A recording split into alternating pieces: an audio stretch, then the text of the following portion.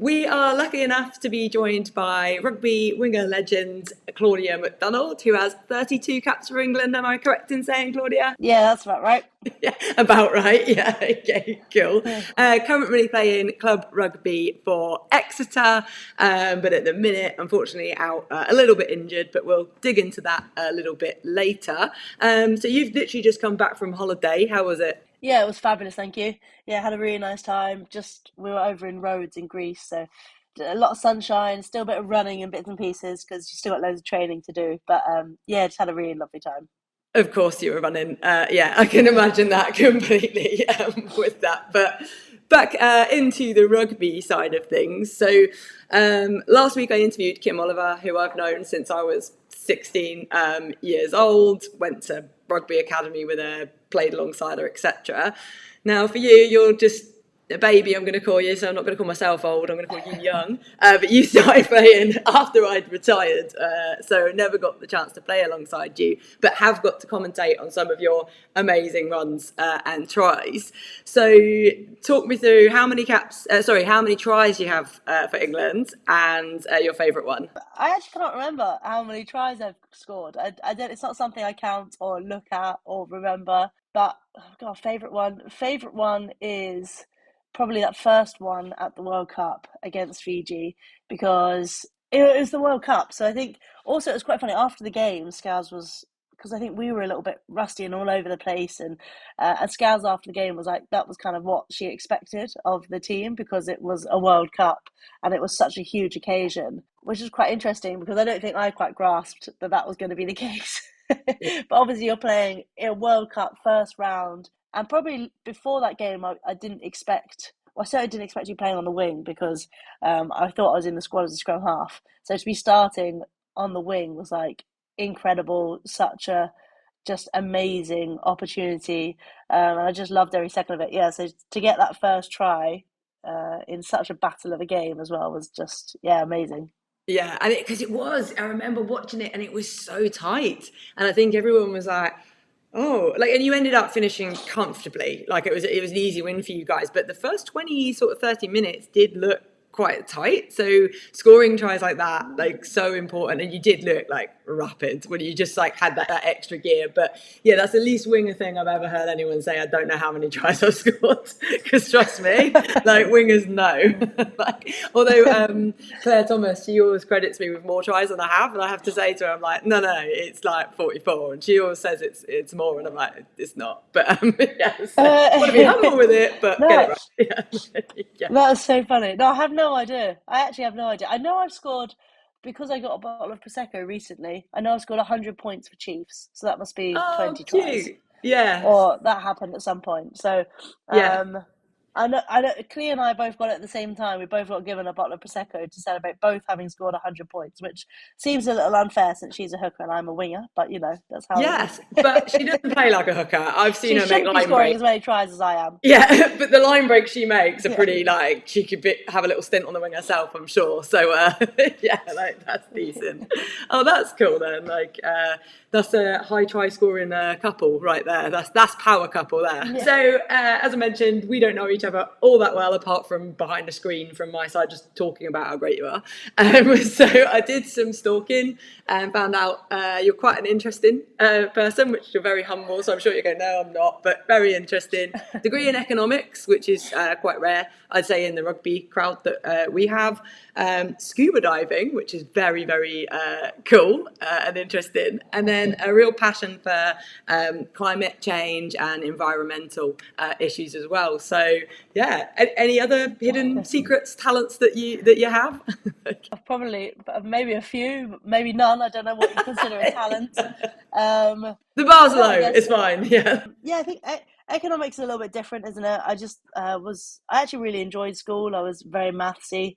In hindsight, I wish I'd actually done straight maths at university, Okay. but I enjoyed that. And then obviously found rugby at uni. The scuba diving. I lived in Dubai for 4 years, so that's where that came in. Yeah. So I lived there for 4 years, and obviously there's a fair bit of scuba diving there, and yeah, I managed to get up to a rescue scuba diver. But that was years ago. I actually haven't been in the last couple of years, so it's been a while. I'm sure I'd have to be, I don't know, do another course or something to refresh. Yeah. Um, and then sustainability, yeah, something I've always been passionate about. I've always used to run around my siblings turning off the tap. I actually hate taps running. That infuriates Yeah. me. Taps running and lights turned on. Yeah. I don't like either of those two things. But Yeah. other than other than that, any sport that exists, I'm there. I love it. I'll give it a go. I'm pretty rubbish at football and keepy uppies, terrible at keepy uppies. And my new fan at the moment is a bit of golfing. I'm trying my hand Oh, at golfing okay. at the Yeah. moment.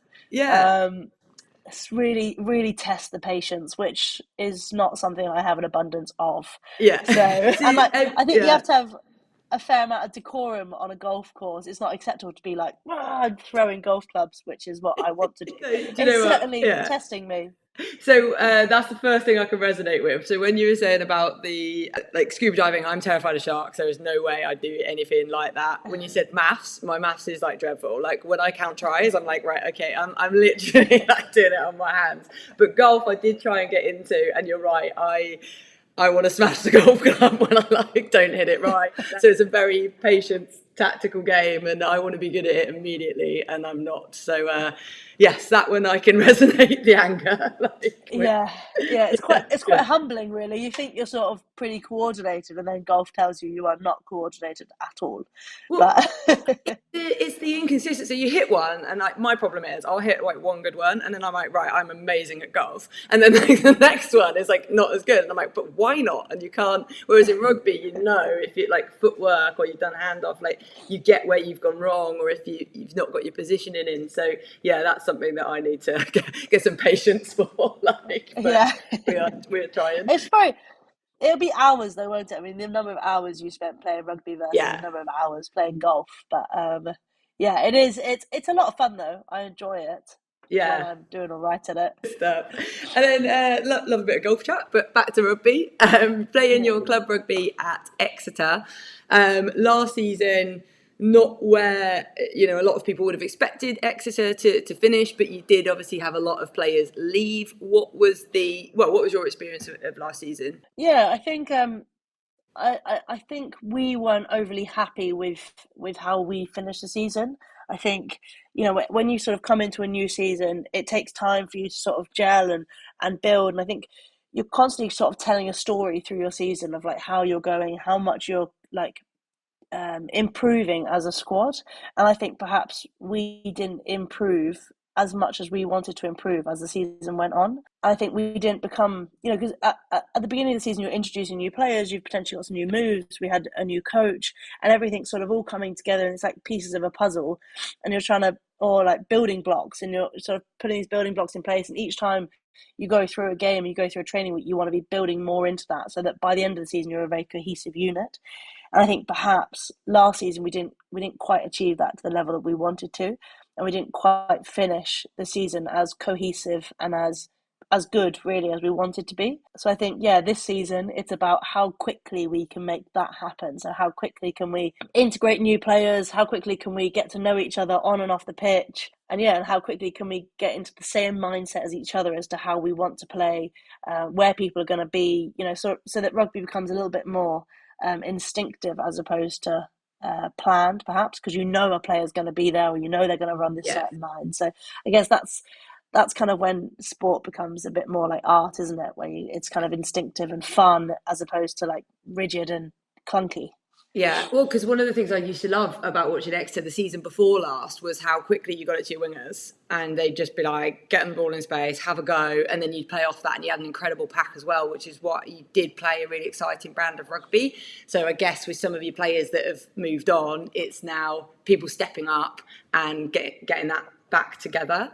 And then for yourself, obviously you missed Six Nations with injury, and then if you don't mind talking about it, what's your sort of return to rugby hopes? Like what's the plan of action for you? Yeah, so been out for like just over 5 months now, I think, or around 5 months, which has been, it's pretty tough, but it's been a little bit easier this time around, I think, because I've had an injury pretty similar to this one before. So you kind of know the steps, you know the process. Even just like the emotions that are going to happen, you kind of understand it all, and you kind of expect it, so you can be a little bit more prepared. But that doesn't make it any easier just watching from the sidelines. But yeah, at the moment it's just a bit of a waiting game, waiting for some positive news to come back about some sort of recovery and miraculous repair that's happened in my body. So I'm hoping for that, and in the meantime, just sort of trying to stay strong, try not to lose all of my fitness, which is hard. And yeah, try keep up, ball skills and kicking, and still trying to come back a better player than when I obviously stopped playing, which is again a bit of a challenge, but it's one I quite enjoy. Yeah, definitely. And it is hard, and I think it is the hardest part of playing rugby and playing professional rugby, is that waiting to play and that not playing when you want to, and especially if it's an unknown timeline. So it is really tough. So it's amazing you're so positive, upbeat, and talking about like being better, which is always great, and it is a good headspace to be. You also mentioned fitness, and I do a lot of fitness content, so I have to bring it up. But if for anyone who hasn't seen Claudia MacDonald's rig, check out her holiday photos. They are like abs for days, and I'm a big fan of biceps, so I have to mention biceps. But yeah, what's your secret? I don't know. I don't think I have one. I think ever since I was a kid, I've had biceps and some sort of abs or something. So either the genes from my parents, perhaps they were both very sporty, and my family are all quite similar. They're all very muscular and very fit. But or the way I grew up, so I was constantly hanging on monkey bars, and we had a set of rings in the garden, so we would do flips on those and handstands and all sorts. And then, yeah, I don't know. Two older brothers always helps. Two older brothers that are scary as well, so you're running away from them. Yeah, yeah. And no, they weren't scary at all. Just when I annoyed them. Yeah, oh, then like I used to do that with my dad. If I wound him up, and then he'd be like, "Go to chase me," and I'd just run. And I swear that's why I was always Yeah, just quick. I'd yeah, just run away. Yeah, yeah, exactly. I'm actually scared of pretty much everything, so I think that's why I'm fast, because I'm so used to just running away from things. Like my reactions when I see a spider, I'm like, "Oh," yeah. So. I did. I embarrassed Mike massively, but we went into like we went to Orlando, and there was the Fright Fest thing, and we went into Stranger Things, and it's one of those things where they jump out at you and everything like that. And I'm not joking. Someone jumped out, I handed him off, I footworked and went bang, and I pushed. He looked like really like, what have you done? But I was so scared. Yeah, I'm never doing one of those again. And Mike's face was just like, what is this? But yeah, so also scared, but makes you fast. Yeah. Yeah, exactly. Because you're constantly running. But yeah, and I was running upstairs. I used to climb them like I don't know, try to drag myself up with my hands as well as my feet. That was always because the bathroom upstairs is the only bathroom that could be locked. So I used to run. Okay. If I ever annoyed one of my brothers or my sister, she was equally scary. Run Yeah. up the stairs and try to get to the bathroom in time to lock it, and just sit in there until they lost interest. But genetics aside and exercise aside, your nutrition's got to be pretty spot on, I think, to get the level of like leanness that you have. I guess, yeah, I've always, I think I'm quite lucky in that I've always loved fruit and Yeah. vegetables. So like I love eating fruit and vegetables, which, not everybody does. Not everybody enjoys like the taste of that. So I've always really enjoyed that. I don't know. I don't really like unhealthy sort of like fatty foods. They make me feel rubbish. Like even Yeah. just like, I do, that's not to say I don't eat them. I do occasionally Yeah. eat them. Body is too Um, pure for them. Yeah. yeah, no, I do eat them, and I do have bits that I absolutely love. Like I love biscuits. I could eat Biscuits. packets and Yeah. packets of biscuits. I love biscuits, and I love crisps. So they're my sort of like weak points: biscuits and crisps. Yeah. But yeah, I guess I don't know. It's weird, isn't it? You try and unpick, where your sort of traits have come from a Yeah. child. And I actually have no idea because we always had, there was never any limit on chocolate Yeah. and sweets or crisps in our house. There was just a cupboard that was always full, and you could help yourself to whatever you wanted any of the time. So I don't know. We were just too busy playing in the trampoline and jumping around outside and playing football to want Yeah. to eat too much, I guess. Yeah, well, again, like my parents were just like, "It's sunny, get outside," and they shut me and my sister out, shut the door, and they're like, "Go play," and we'd be like, "Yeah, jumping off, Yeah. like doing all that, like just active with it." And then, what brought you then? Because you started playing rugby quite late, didn't you? Did you start when you were 19? Yeah, 19 at university. Yeah, Yeah. so it was just uni. What made you pick rugby? I guess I had a little bit of an advantage in that when, growing up as well, we always had a rugby ball with us. Yeah. So I did start at 19, but I could pass a rugby ball, which I guess is sometimes one of the hardest things to learn as a newcomer. Yeah. And I watched it. So I watched my brothers play. I did play a little bit. I can remember playing one tag tournament when Yeah. I was younger because there was a compulsory girl on the team that you had to Oh have, and yeah. Yeah. I was the sporty girl at school, so I was part of. I think me and a girl called Alice Jarman. It was the two of us that were part of the team. But yeah, so I played, a bit of tag. But I watched my brothers play. My dad used to play, so I knew how the sport was played, and I could pass a rugby ball, so that did help. But yeah, I just I was playing netball. I wasn't. I don't think I was loving it. Like I wasn't absolutely loving netball, which was weird for me because I have always loved doing all the sports I've ever What done. position were So you at netball out of interest? I was a Okay, centre, yeah. or one of the wings, a wing defence sometimes, a wing attack, but Yeah, normally okay. centre wing defence. Yeah, I Yeah, love that the makes sense because I intercept. was like, because you're not like the tallest, so I was thinking of No, these big, long netball girls, and like where the centre makes perfect sense, quick, yeah, agile. Like, yeah, okay. So yeah. you weren't enjoying netball at uni, so then, Well, I was enjoying it. I just wasn't loving it. I don't think it wasn't okay, like fulfilling me to the same level that I think sport had always done. So, and I went to Durham, and Durham's quite cool in that it's a collegiate system. So yeah, you can go and pick up like a college sport. So it's not even university level. It's just college level. So there's never going to be that many people.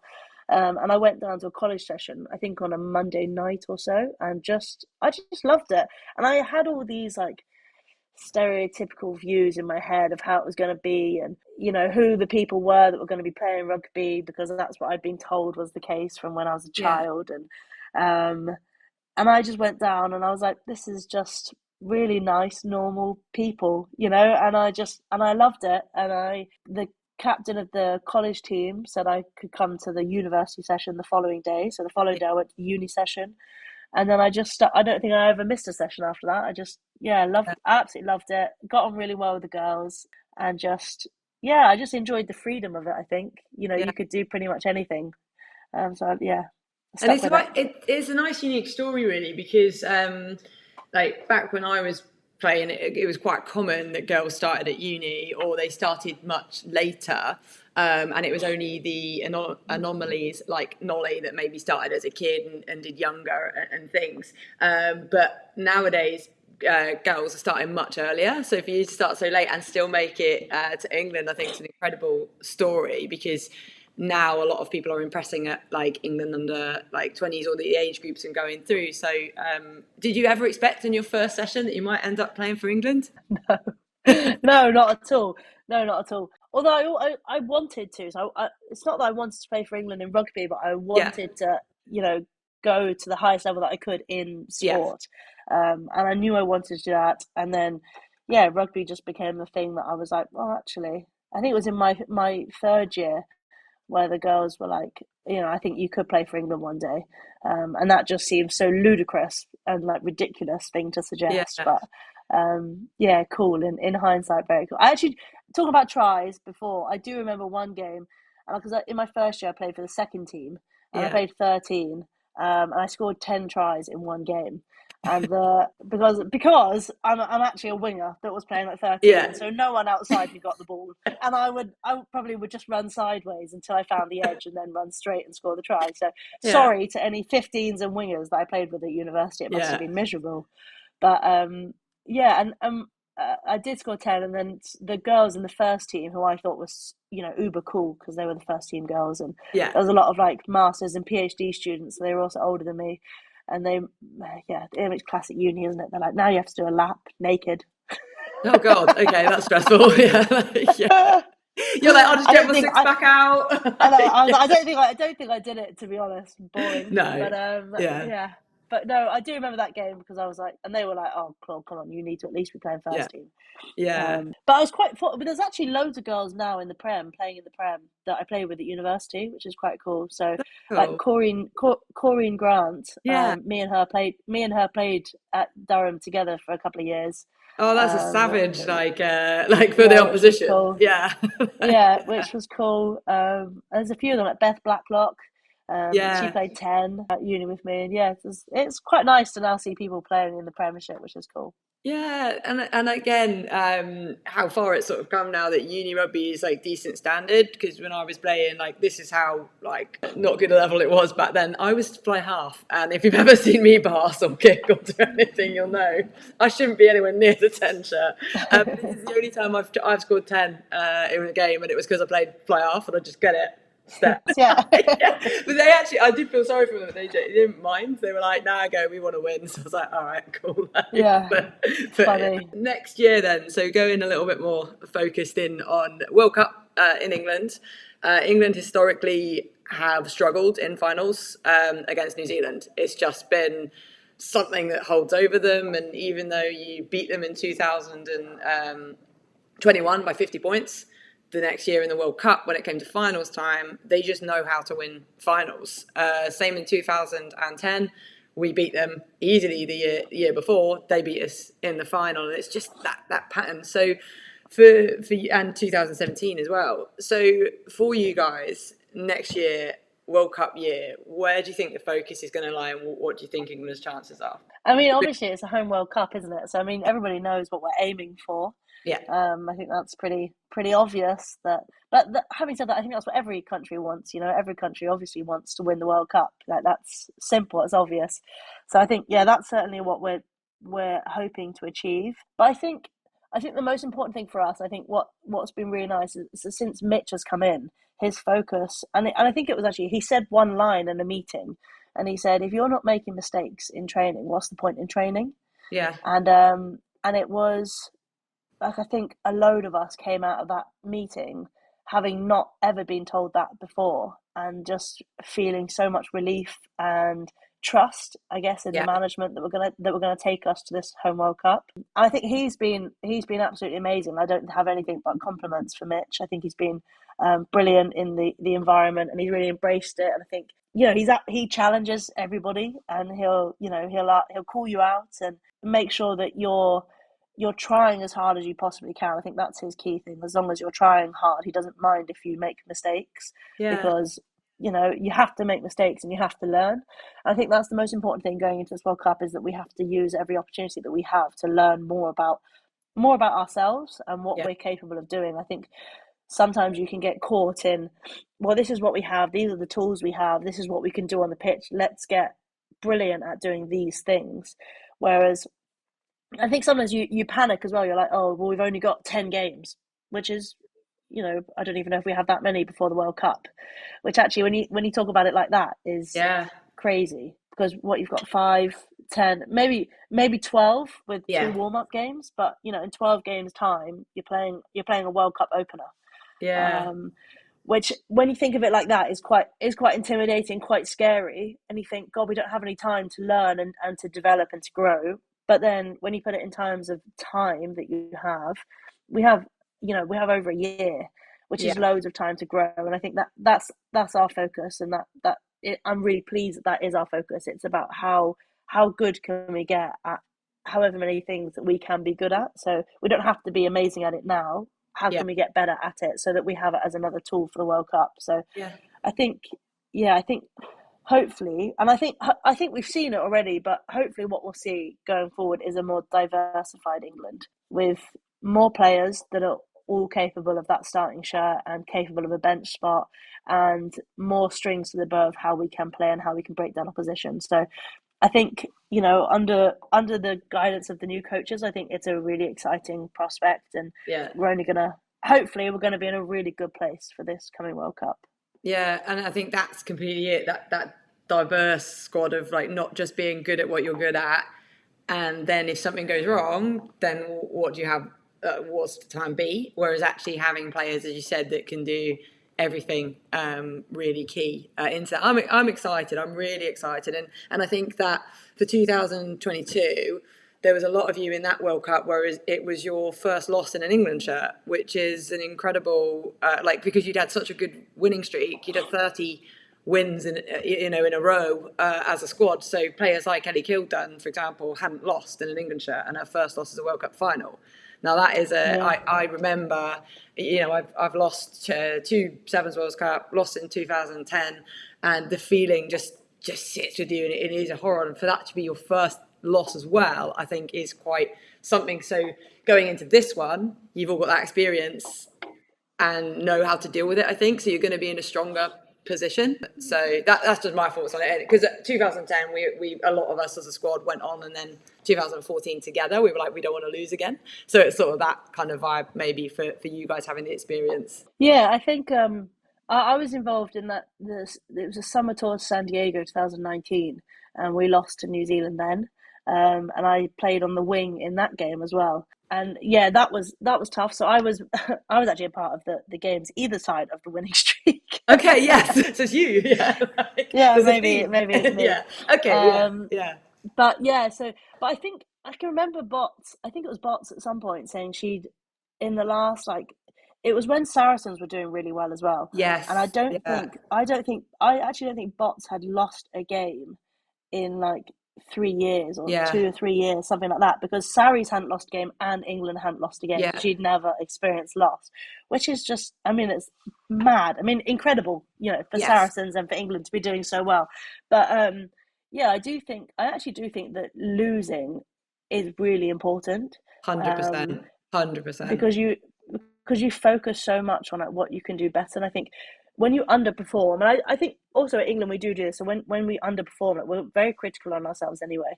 So as I think as everyone else and the media, but we are also equally critical on Yeah, ourselves. And I think even when we could win a game and we'll still be like, well, these bits weren't good enough, or how do we get this bit yeah, better so that this is smoother, or actually we should have scored this try the first time that we did this and we only scored it on the second or third, so yeah, what do we need to do to get it on the first attempt, for example. But I think naturally when you lose, you look at those things harder. yeah, You pay more attention to it, you attach more value potentially to the lessons and the learnings from it. So yeah. I think, yeah, losing is important. I just don't want it to be another World Cup final. Yeah, and that's it. Like lose the year before. It's never a bad thing because I remember Gary Street said to us like it was in the Six Nations, and they were like, "We're not losing a game now between now and the World Cup. Like we're not losing one. We lost that first game to France. We lost it, and Ireland won the Six Nations in 2013. But we'd gone out, we'd said it, and actually that loss made us go, shit, like France beat us, like we thought we were unbeatable, like what do we need to do to improve? And it does make you think a lot more about it, whereas if you scrape a win you might just go, oh yeah, we're good. And I think your point on bots, like when you play for clubs, like you used to play for Wasps before you played for Exeter, I used to play for Worcester, those two teams, like they lose, like in like not all the time, but there's losses, there's some good wins, you um, beat the top teams, but you're always fighting, and you I think you learn a lot about yourselves as a team and as an individual and how you can build. So I think actually now, if you guys can turn that experience of the loss before to drive you rather than have it in your head as like it's New Zealand in a final, which is assuming that it's that. France obviously very, very good, and also they can be in the mix, and Canada getting back to their strong self again. So no, it'll be an interesting year for rugby for sure. And anything that we've not covered that you would like to cover or add any kind of opinion on or anything? No, I just think just on that last point, I also think that sometimes games can seem easy based on score lines, Yeah, but it doesn't mean that they feel easy at yeah. all. I think often you play a game and you have no like I often have no idea what the score is. Perhaps that I should be Of more course on you top of don't. You it, don't but know I just how went many you've yeah. scored. Don't know what the score is. No, and I won't really know because I just feel like you kind of attack every opportunity the same way. Yeah, So like even if you've just scored, if you then don't attack it with the same intensity that you've done just before you scored, then they're going to score and then you're going to be back to square one. yeah, Do you know? So like it I think irregardless of the scoreline, 80 minutes of rugby is yeah, still exhausting. Like, okay, maybe you might have the odd game that feels slightly easier and it's a bit of a runaway, or perhaps the forwards doing loads of work and I don't yeah, actually have to do anything on the wing. yeah, And maybe I'm having an easier time of it.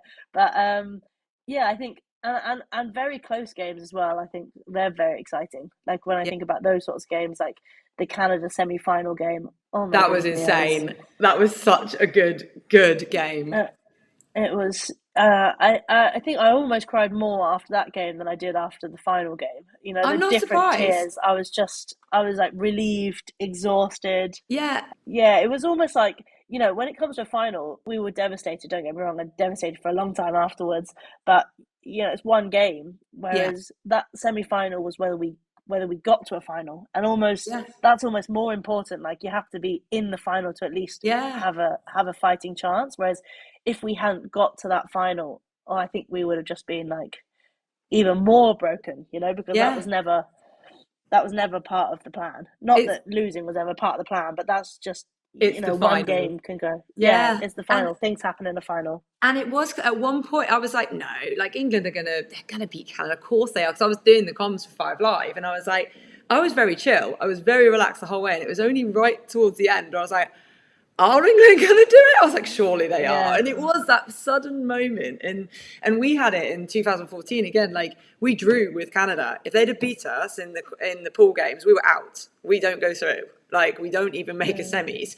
So it's the difference of, and I think there was one try that got disallowed that I'd done. I sort of dived on it a bit bold, I think. And you're like, that could have been the moment that would, and you would look back on every single moment, wouldn't you, and be like, well, could I have done something different, or what could we have done? And that what if is the thing that sort of kills us. And I really like your point about that, like relentlessness of always attack, always go for it, because I think this is where France are lacking. I've had this theory about France for a while. They're not ruthless. They do what they need to win, and then they chill. And that's why they don't like smash teams as much as you do, as much as New Zealand do. There's not those huge score lines because they just go, we've won. Like, and they don't have that relentlessness that you guys seem to have. So it'll be interesting to see if they address that and look at that. What else? Have you set a date for your wedding? Have you got plans there? Like completely non-rugby of your wedding chat, or is that after World Cup? Or No, we're hoping to have it in the break between Six Nations and World Cup, which is, you know, yeah, potentially a very stupid idea. But we're hoping to have it next May, which would be very exciting. I'm sure stressful at the time, but hopefully not stressful. The plan is for it not to be stressful at all. yeah, Um, just to be probably a bit of a welcome distraction just before yeah. the, you know, before your brain then switches from that to World Cup prep, which Yeah. hopefully the pair of us will both be involved in. So And yeah, how so we'll how see. is that then when you've got like, firstly, have you actually played against each other in the Six Nations, or Clee wasn't in the squad that year, was she, when you were like, you haven't actually played against Uh, each other? no, we've both of us have played Ireland and England quite a Yeah, few times. yeah, But either, you know, at the beginning, when Clee was potentially playing, I wasn't getting selected, and then yeah, when I was getting selected, she was injured or I was injured, yeah, or we just kept missing yeah, the occasion. yeah. So you've not So actually yes, played we against each other? no, we've No. trained against each other, and that's, Yeah, you of know, course. Yeah, yeah. that can lead to a few arguments, but Does it? Do you get sassy with each other? Who's the sassiest? I mean, I'm sure I've told this story a few times, but she did punch me once, I don't know. I in haven't a heard this session. story. She did, because, and she told me at the time, she's like, I was going to punch you in the face, and I thought, I can't punch you in the face. So Oh, so it was just she's the feisty one. Yeah, it was just, well, to be honest, I think we're both pretty feisty. Yeah, we're both pretty feisty. She's just probably more obviously feisty. I don't know. I'm sure people would think that. So yeah. but What yeah, did I you think do? What did you when do to deserve the punch? no, we were. I can't actually remember fully, but I was definitely playing scrum half, and she was on the opposition, Yeah, and I was trying to get to a ball, or she was pulling me back, or something. So I maybe shoved her, or yeah, I don't know. I yeah. clearly did Okay. something. I was not, you know, I am not Yeah, guilt free. yeah, It was certainly my fault. Yeah, I must have shoved her or something, or pushed her through a rock, or I did yeah, something clearly. And then yeah, she turned around and she grabbed me by the thing and then punched me in the arm. yeah. Okay. Oh, like dead arm. what are you doing? And I was like, oh. And then I kind of pushed her and was like, well, I'm playing rugby, I'm training. So I pushed Yeah, her off and then just ran on. And then she was really she was so angry. We didn't speak to each other for a while, and then we're on the way home and Haz was sat in the back, and we went into the shop, and I think I came back with some sweets as a bit of a peace offering. yeah, And Clee just sort of like looked at me and went, I don't want those. I want something else. And I was like, and I was like, back into the shop I go. okay, yeah. You're like, So yeah, yeah, I went and got them. bought them back, and then we clearly like laughed and was like, I was only taking the mick, like I didn't actually mean for you to go back into the shop. And then Haz like was like, yay, you're talking again, this is fun. So you basically don't take it home like with your rugby, like because it's just that's it. No. Your rugby players on the pitch, and then when you get home, your fiance's like an easy sort of way of Yeah, I mean, it's quite. To be honest, it's. I love playing with her as well on the pitch. Like, I just think that's it's such a special thing that we get to share the pitch. Obviously, it's something that we both love in terms of playing rugby, and so I think it's actually really special that we get to play alongside each other and experience that together, because it's a big section, it's a big chapter of our lives. Playing full-time rugby, so to be able to do it together is really cool. And I love being able to support her as well. I guess that was the sort of silver lining of this injury. If I hadn't been injured and I'd been selected, assuming both things, then I wouldn't have been able to watch her playing for Ireland, which is obviously a bit of a turning point and really exciting. So to be able to fly to her games and to be able to support her in the Six Nations has been pretty special. So I've loved being on the sidelines anyway, which is weird to say. But then you've got that, you can't do your thing at the minute, but supporting her, and then she would do the same for you. So it's a really nice, like, you're a very cute couple, very couple goals. So it's not all sunshine and well, apart from the punching, I'd maybe take that relationship. But no, it's fine. What happens on the pitch happens on the pitch, doesn't it? Yeah, definitely. It's the best way to be. You can't hold grudges against anyone. No, rugby is an aggressive sport, isn't it? Like, it's aggressive, it's feisty, it's forceful, it's powerful. Like, you are. It's a little bit insane, really. So when things sort of bubble over, you can't hold any grudges against that, because it's you're always on the verge of that anyway. You either laugh or you're like No, I've absolutely I've loved this chat. I think it's been awesome. And if there is anything else you wanted to sort of chat about or get across, or any message that you want to do, like, go for it now, and I'll make sure it's in. No, it's all good. I'm happy. It was brilliant chatting to you. Brilliant. Cool. Thanks so much, Claudia. Like, really, really enjoyed that.